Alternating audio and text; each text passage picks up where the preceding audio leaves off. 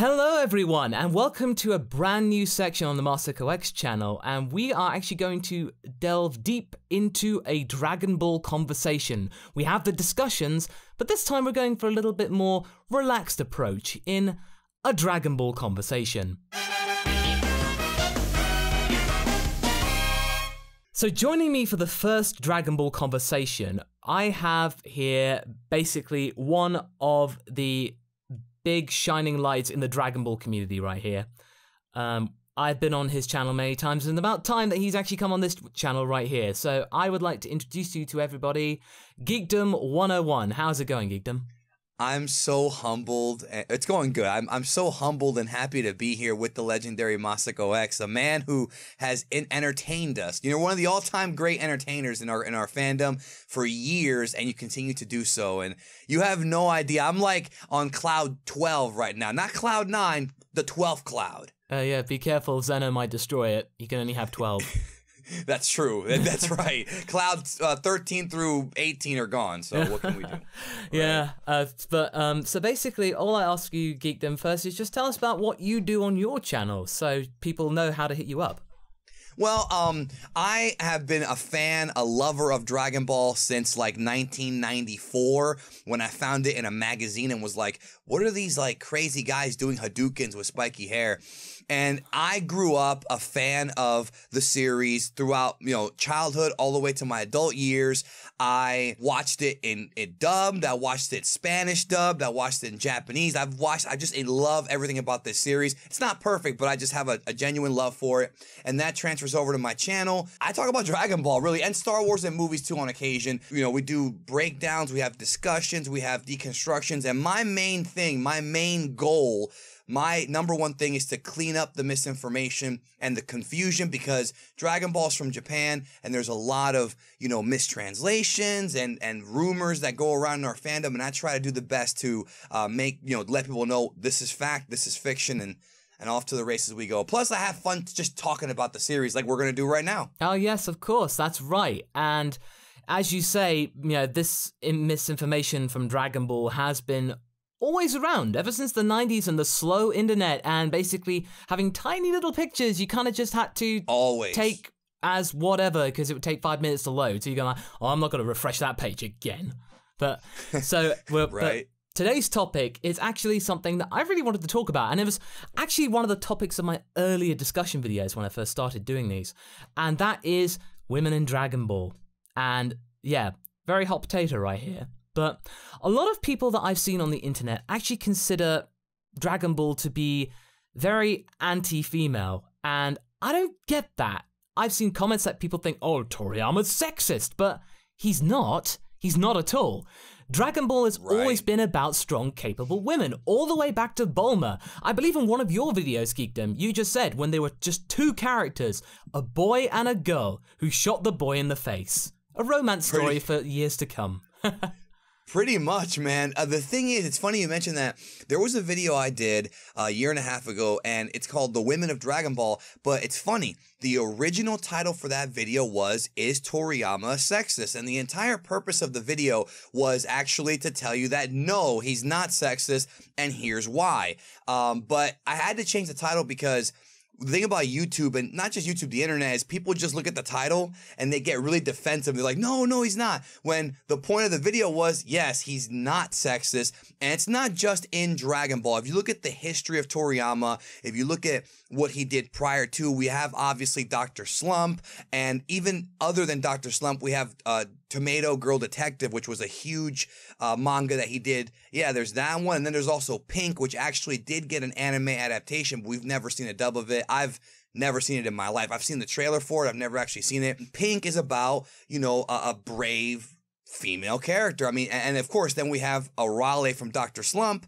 Kazuhiko Torishima discovered Toriyama, and it was his idea to make, you know, Arale, or make a manga for a shonen manga for boys or for males and have a strong female lead. And it worked. It worked out. And talk about power. I mean, we're not having a strength debate here, but Arale punched the earth in half. She flew to Jupiter in like 2 seconds. You know, as far as physically strong female characters, it's hard to top on a Raleigh, you know what I'm saying? Yeah, exactly. And the whole punching the world in two, that wasn't just a one-time thing. We saw that again in Super, and that was hilarious.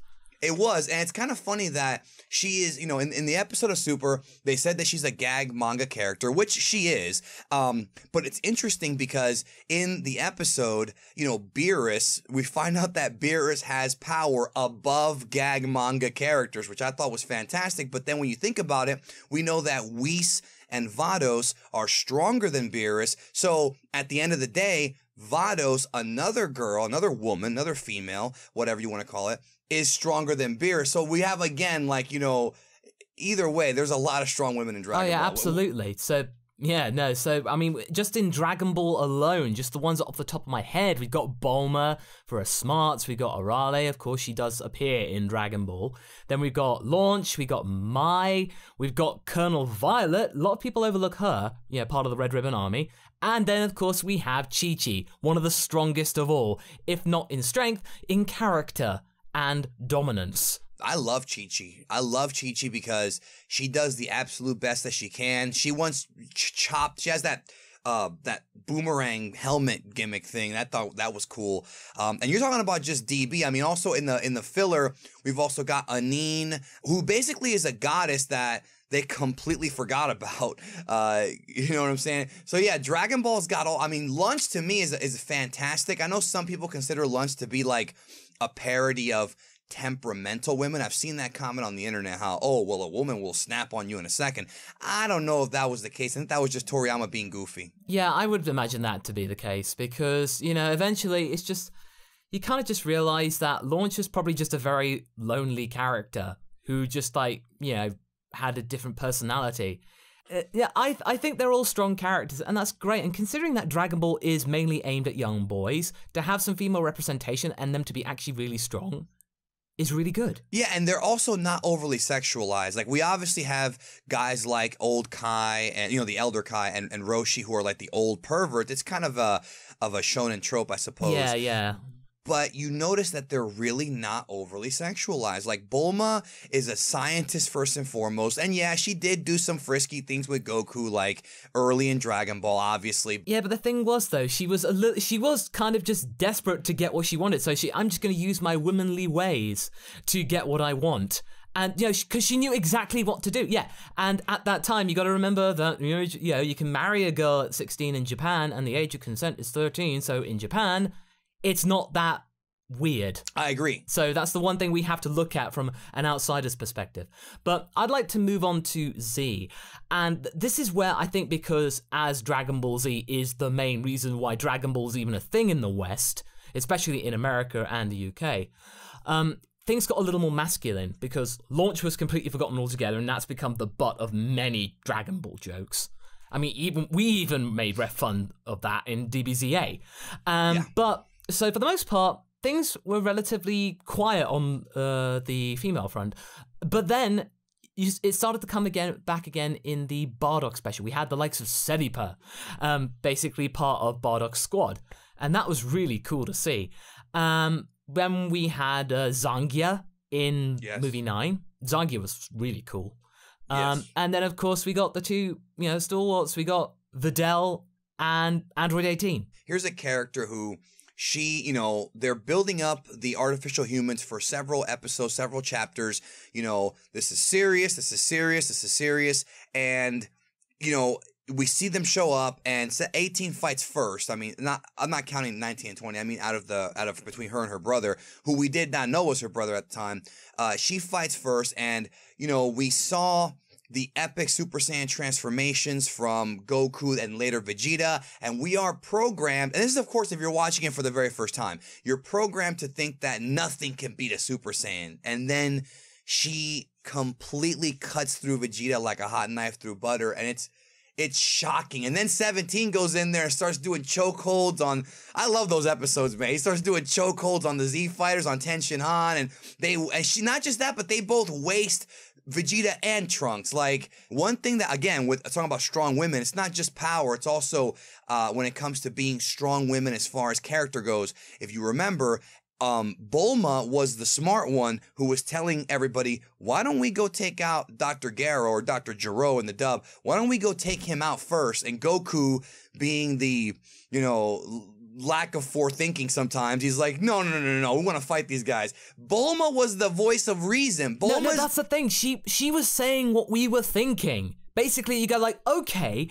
this guy from the futures just basically said in 3 years' time, this guy is going to create androids that will kill us all. So she's going like, yeah, just tap him off at the source, kill him off, stop him in his tracks. And it'd be like, well, yeah.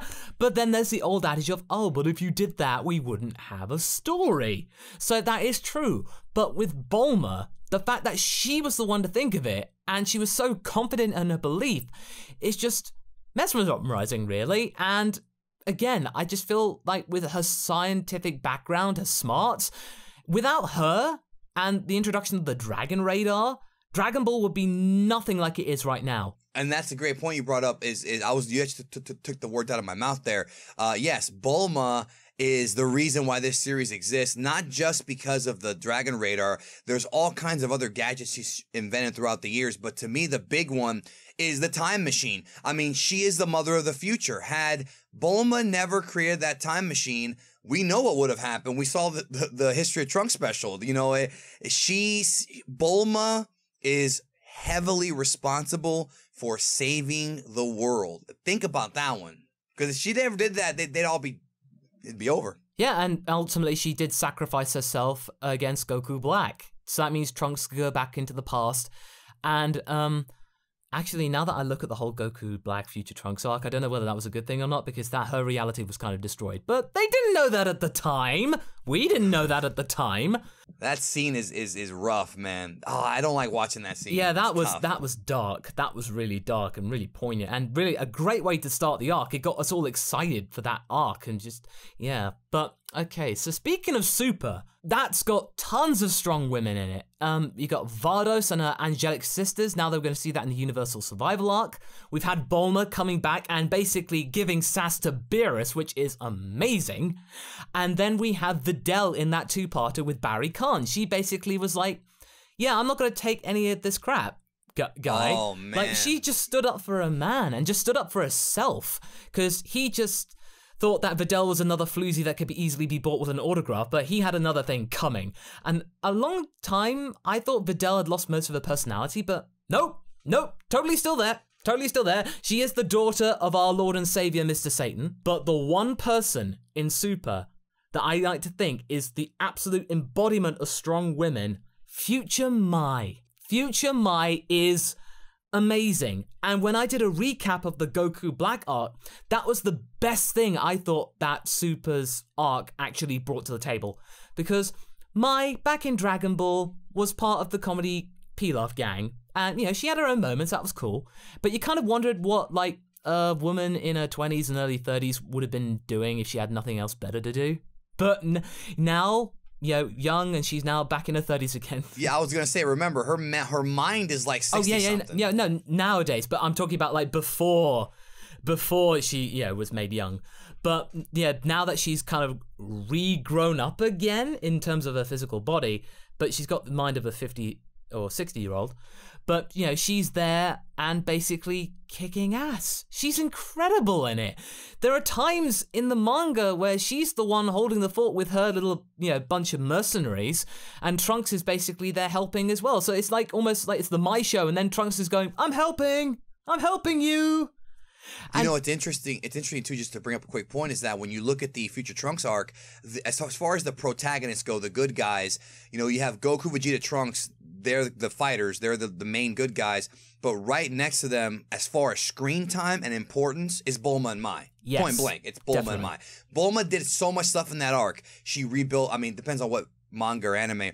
She rebuilt Cell's time machine. She, you know, she wrote the note to herself in the past and all that. And then Mai, like you said, I mean, in chapter 21, you see her with that pipe laying into Goku Black with no fear, like, you know, amazing. Yeah. And then she started the resistance. That's another thing too. She was brave enough to start the resistance. So she's kind of like a hybrid of John Connor and Sarah Connor from Terminator. That's pretty much what she is. Toriyama, I remember vividly finding that the episode where the manga chapter where Cyber Frieza and King Cold arrive on the Earth came out, I think, a day after Terminator 2 Judgment Day, which is that's a weird coincidence.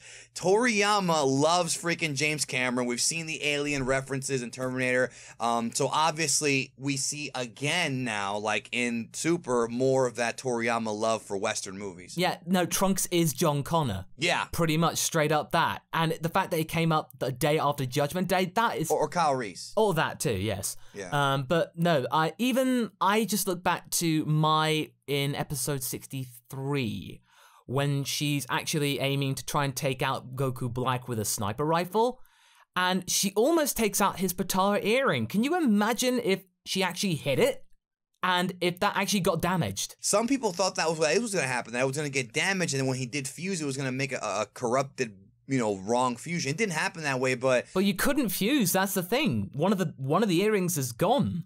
Right? Well, I thought the idea, the fan theory was that she was going to crack it and that they were going to fuse, but it was going to be kind of like the Dragon Balls in GT when they crack. Yeah, it was a cool little fan. It didn't happen that way, but it was a cool little idea if they had done that. It kind of did happen with the corrupted merged Zamasu, but that was for different reasons, of course. But we won't go into that right now. We're here to talk about women in Dragon Ball. I think one thing I'd like to just go back to briefly before we kind of move on to the next section is basically Pan.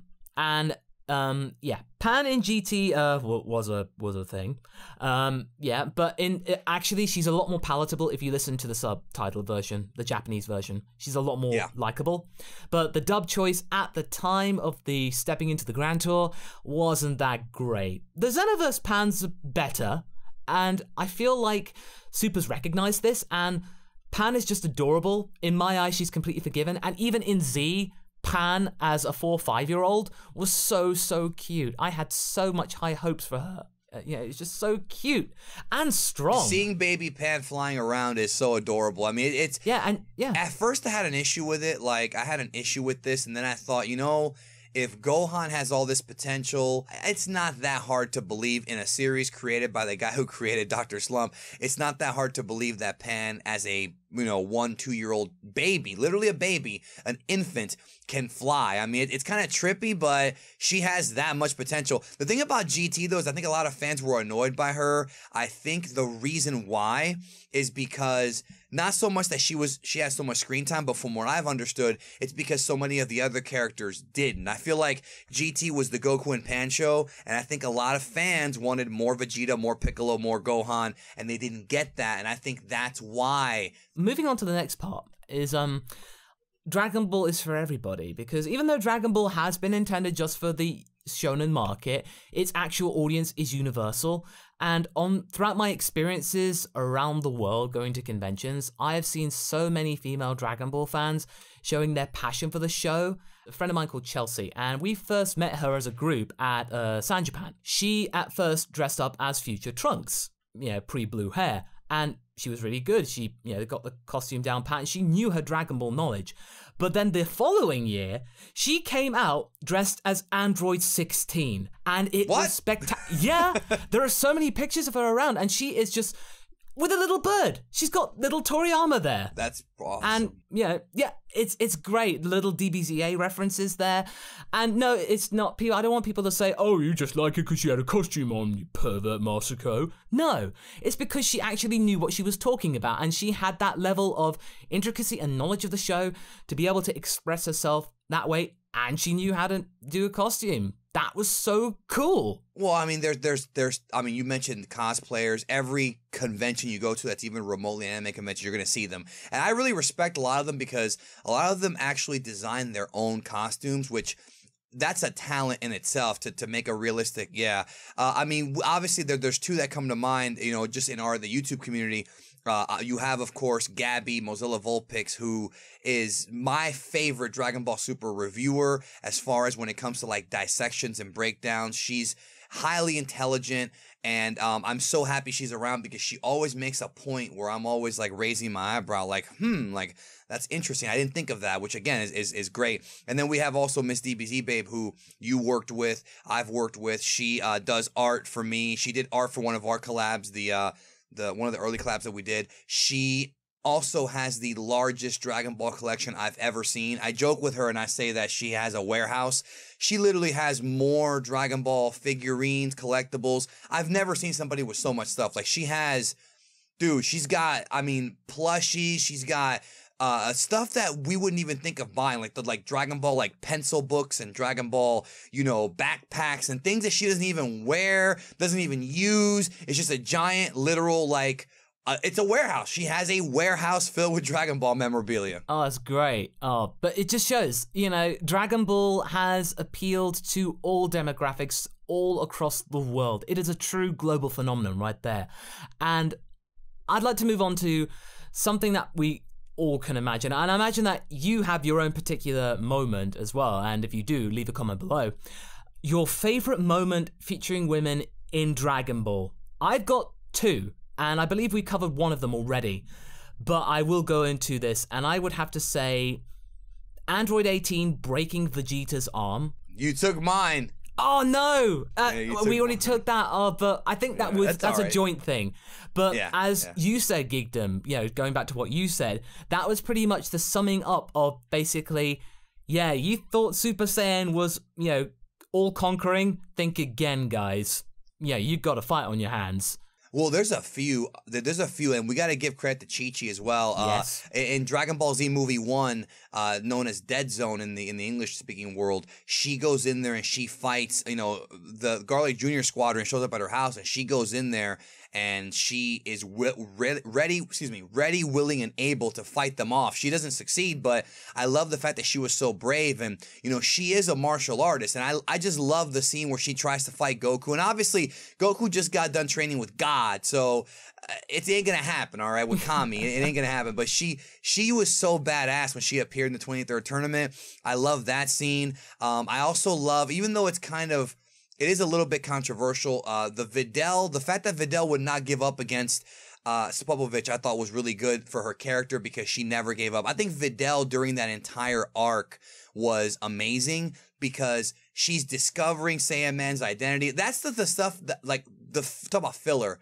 I think the filler for that arc, it's funny because when I was a kid, when I was a teenager, I couldn't stand that Gray Sandman stuff. And then as I grew older, I found a new appreciation for it because you just see what a good person she is. And I love the fact that she realizes, this is deep right here. This is going to be deep right here. I love the fact that she comes to terms with the fact that her father is a sham and that Gohan is really the guy who killed Cell. I love that moment because it's like she basically realized her entire life is a lie and she's okay with it because she kind of always suspected it. She still loves her dad, but it's still one of those things where it hit me like, man, her whole life was a lie. Yeah, and one of the things I kind of realized is that, that fight in itself against Popovich was so unsettling. I still can't watch it to this day and just go like, oh my god, that's just awful. And the fact that she was still trying her best was just tantamount to her strength and capability and stamina. But the one thing I kind of realized is that Videl seems like the kind of, lady that always really didn't get on well with people. She was probably quite snobbish and quite brattish and really antisocial. And I imagine that, she pretty much was doing the same routine that she was with Gohan initially. Like, say, oh yeah, I know your identity, I'll blackmail you, so that means I can exploit you for it. But then she just realizes that Gohan's not a douche. Gohan is like a really sweet boy. He's a sweetheart. He's completely innocent, and she finds that really refreshing. And it kind of mellows her out. So that means she doesn't need to be the tough girl. She doesn't have to put on an act. She can actually let down her guards almost. Yeah, I love that. And also we talk about really deep, psychological stuff. Another great one I think is the fact that Android 18 bribed, Mr. Satan, Hercule, whatever you want to call him. She bribed him into throwing the fight, so she can get paid. And I love the fact that in the Cell arc, in the Android arc, we see her and 17 robbing people, and they're going, town to town, like she's shopping for clothes, literally robbing people. But in between the Cell and the Buu saga, her marriage to Krillin totally changed her because now her thing is she still wants money, but she's not going to go out and steal it. She will blackmail the rich athlete if she has to, which is better because it helps Mr. Satan keep his image and it helps her get the money without actually going out and robbing people, you know. And I love the fact that Krillin gave her those, or that maybe didn't give her those morals, but he definitely helped shape her into that person who didn't go around, you know, robbing people. But my big thing, though, to be honest with you, that I've never understood is these people are like best friends with the richest family on Earth, which is the Briefs family, Dr. Brief and, you know, Bulma and all them. And I call them the Briefs family because that's the best name to call them. I'm not going to get into the whole like misinformation about Bulma's real last name and all. That's a different video for another time. But, the Dr. Brief is the richest man on Earth. Why don't they just ask them for money? I mean, they have so much money. It's not even like I can definitely imagine though Bulma going like, "What do I look like, a charity here? I'm trying to run a business." You're the richest woman on Earth. I mean, look. All right, here's the bottom line. Look, Krillin and Goku saved Bulma's life in the pirate cave. Goku has saved the world how many times now? Look, if I'm best friends with Warren Buffett and I save his life, I'm gonna want maybe I'm gonna want a Lamborghini or something, bro. Hook it up. You got $45 million. I mean, come on now. But yeah, no, going back to what you said about 18, that's actually really interesting. And I believe she has a similar story to what Videl has, because before she and her brother were made into cyborgs, basically, you know, she and her brother were like total delinquents. Nobody really cared about them. They just kind of did things for fun because they were bored. And that's the story, yeah. That's the thing. They had a very tumultuous upbringing. And I imagine that she saw in Krillin the fact that he was able to stand up, despite the fact that he was totally weak against everybody else. He still gave it a go. She again found that refreshing. She wants stability in her life, to actually have a reason for living other than just to trash stuff, you know? So that's her own personal choice. And he destroyed the remote. Yeah, he destroyed the remote, exactly. So, you know, she just saw all these refreshing actions. It's like, oh my God, yeah, this is what I've needed. Someone to actually hang out with who doesn't want to destroy stuff. You know. And it's really deep too, because we have Trunks who's constantly telling them the androids are bad, and it's deep, bro. This is why I love Dragon Ball, because it's so deep when you really look at it. You have this character 18, who, you know, she is being seen by Cell, by the scientist, by Goku, Vegeta, especially Vegeta, and Trunks as being this inanimate object. Like, they're treating her like she's not even a human being, bro. They're treating her like she's, even Bulma, when she makes the remote control, I'm not saying Bulma's a bad person for this, but her intention was, screw it, kill her and we're saved. And Krillin's the only one who's like, listen, this is not just a mechanical monster. This is an actual person here. We can't just kill her like that. There has to be another way. And, you know, was it a dumb decision? Maybe, but it also was kind of a righteous one. You know? Oh, no, absolutely. No, definitely. And that just makes the whole thing really much more complex. And I just can't stand it when people are just like saying, oh, why did they ruin Android 18? They just made it domesticated. It's like, no, that was her own choice. That she wanted stability, and she's got a life that she wants. And she can still kick ass. That's great. I mean, she's in the universe survival arc. That's still, you know, she's in there and perfectly validly. And okay. So speaking of the universe survival arc, she ain't the only female that's in there. Yeah. No, that's exactly it. And this is the last bit, because we cannot not talk about it. And that's until she actually gets a name, the female legendary Super Saiyan, I'm saying in air quotes. And yeah, I'm saying Girl Broly. Yeah. That's what people colloquially are known her as, and that's kind of a thing that I'm really concerned about. I mean, it's cool that this is now said that after all these years, women can go Super Saiyan in a mainstream Dragon Ball series. Hooray! That's been done. And they've managed to shoehorn Broly in there, or a Broly facsimile, because the international market loves Broly, so let's have her in there. So it's a nod, and also it's a cheap ploy. And Toei is very well known for cheap ploys when it comes to Dragon Ball lately. They know what they're doing. My only concern is that I hope she actually has her own character, and that she's just not a female Broly. I just don't want that to be the case. I want her to have her own personality and her own motivations, her own relations, and the fact that she just has a character. And yeah. And no, she is the first, I guess, not just legendary, she's the first female Saiyan to have, you know, a transformation. And she's definitely from Universe 6. I've already made comparisons about how she has the same belt buckle as Kabe, similar eyebrows. I'm pretty sure she's also from Planet Sedal, I would presume.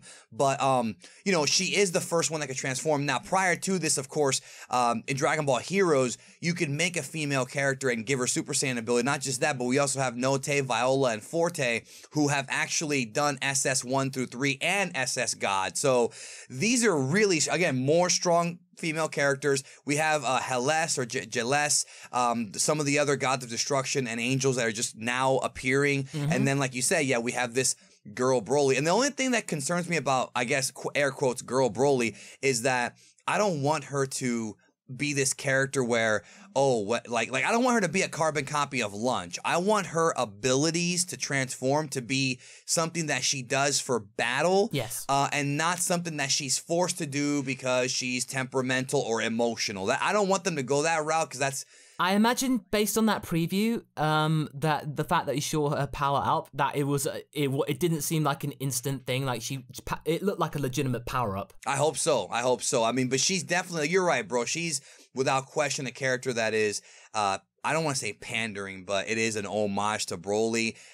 We'll see what happens. I just hope she has a really cool backstory. I mean, she could be like the princess of Planet Sedal. Maybe Kaba goes to Planet Sedal and he transforms and he's like, hey, King of Sedal, look what I can do. And the king's like, yeah, well, my daughter, the princess, she already can do that. And then she comes out and does it. And then Kaba's like, why didn't you tell me? And then the king can say, well, we didn't want to tell you because we were worried about her, you know, being too strong. They could always do something like that. I just fan fiction the whole thing right there. I would love it to be if it was the case of, like, you know, he turns Super Saiyan, he goes, oh, so that's what my daughter can do. Like, they had no idea what it was. He was just like, I don't know. I just thought I could change the hair color. And it's been like a cover-up for years. Like, they have been able to do it, but poor Kaba was unbeknowingly living on a planet of people who can do it. I would love that too. But again, we don't know if that's the case or not. That's just, we're just talking, yeah, where we don't have any idea if that's really the case at all. It's kind of fan fiction. Yeah, no, definitely. And I believe this is a great point to actually end with a conclusion. And I think we actually can say that women in Dragon Ball are very much represented, and represented well, with some very strong characters throughout the entire run since 1984. And I also think, just to add another layer to that too, people have to understand, man, Toriyama was a millionaire before he even began writing Dragon Ball because of Dr. Slump, and Aralé's the main character. She's in the, even though it's Senbei story, it's Aralé's the main character. She's in the front of almost all the manga chapters. So in essence, Toriyama's millions, his fortune began with a female protagonist. So that's it, brother. There's checkmate, you know. That's perfect. That's a perfect way to end things. So that's pretty much it. So all I've got to say, Geekdom, is that if you'd like to plug your social medias and your YouTube channel name, go for it. Now's your time. Geekdom101 on YouTube, twitter.com/EmperorBigD, and I think on Instagram it's GeekdomBigD. But if you go to any of my videos on the channel, I have social media links in all the descriptions, so it should all be there. But main thing is the YouTube channel, because that's what I work the hardest on, and we have a good time over there talking about stuff like this. Now is the time, like in the discussions, to ask, so what do you guys think? Do you think women are represented well in Dragon Ball? Do you have any of your own particularly favorite moments of, oh, a female character actually doing something really cool, or something really meaningful that really touched you, you know, emotionally, and was well in doing the show? Leave a comment below and let's get this conversation going. But anyway, hope you enjoyed this video, guys, and I hope you enjoyed this format. If you really liked it, again, leave a comment below. And all that remains for me to say is thank you so much, Geekdom, for showing up here. Anytime, anything you need from me, bro, I'm there. I don't care what it is. Oh, well, thank you very much, man. That's great. But anyway, until the next one, guys, be sure to like and subscribe. Catch you later. Bye.